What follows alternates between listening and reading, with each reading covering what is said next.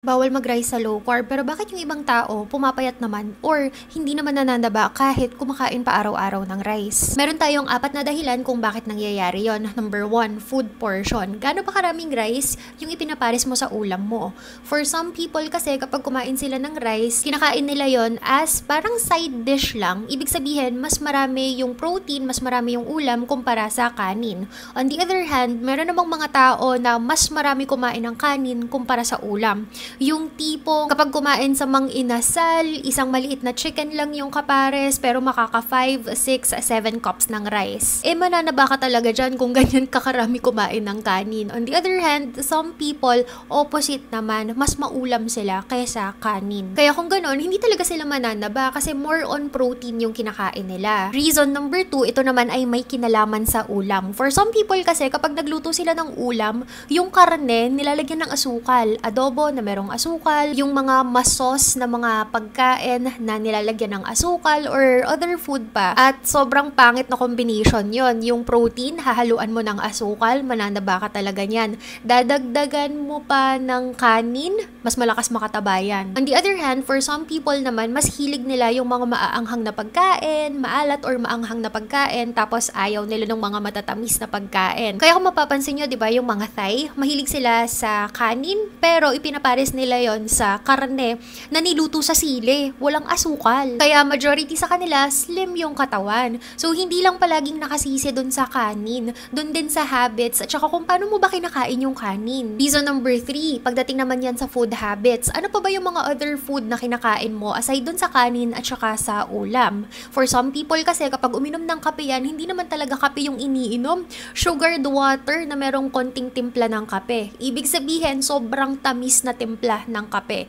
Ito yung mga tao na umiinom na ng 3-in-1 coffee. Ang isang sachet ng 3-in-1 coffee nagre-range from 15 to 25 grams ng asukal.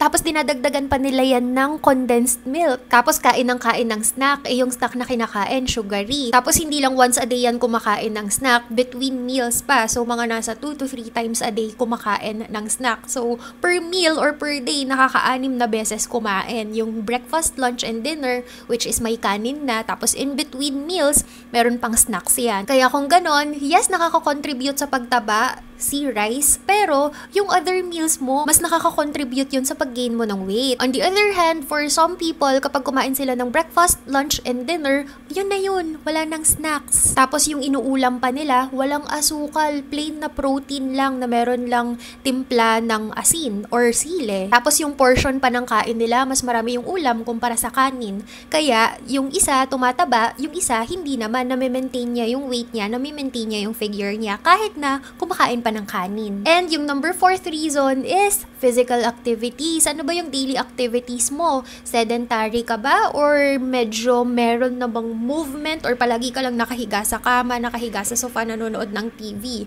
For some people kasi, kahit pa kumakain ng kanin yan, kahit pa every meal, meron silang dagdag na kanin sa kanilang diet, okay lang kasi na-metabolize naman nila yon dahil meron silang mabigat na exercise na isinasama dun sa daily activities nila. Ibig ding sabihin, mas marami silang calories na naburn kumpara to someone na wala namang activities na ginagawa. Kaya, ibig ding sabihin na hindi porket malakas makapagpapayat si low carb dahil tinanggal na natin yung rice sa diet, ibig sabihin yung rice lang talaga yung sisisihin natin. Marami pang other factors dyan. Unfair naman kung lahat ng sisi ay ibabaling natin kay rice. On the other hand, may mga tao naman na tinanggal na nila yung rice sa diet nila pero ang bagal pa rin mag-lose ng weight. Paano kasi tinanggal nga yung rice pero andyan pa rin yung pasta, grabe pa rin kumain ng sweets. Kaya wag naman kayo masyadong magalit kay rice kasi hindi lang naman siya yung reason kung bakit kayo nag-gain ng weight. If you really want to lose weight with low carb, wag nyo namang isisi kay rice lahat. Be accountable. Hindi niya naman kasalanan na ipinares nyo siya sa sugary na karne.